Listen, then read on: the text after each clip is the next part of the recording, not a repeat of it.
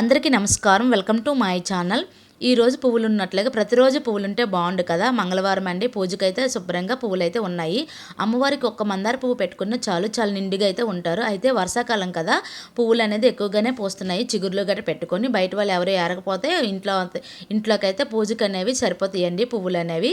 కాకపోతే వర్షం పడింది కదా, ఎవరు ఏరలేదు అనుకుంటా ఉన్నాయి. అమ్మవారికి అయితే నిండుగా పువ్వులు అనేవి పెట్టుకొని పూజ అనేది చేసుకొని, నా దగ్గర అయితే మొగల పువ్వు కుంకుమ ఉంది కదా, కుంకుమతో అష్టోత్తరం చదువుకుంటూ అమ్మవారికి పూజ అనేది చేసుకున్నాను. అలాగే ఒక కొబ్బరికాయ కొట్టుకున్నాను. కొబ్బరికాయలకైతే మాత్రం కరువు ఉండదండి.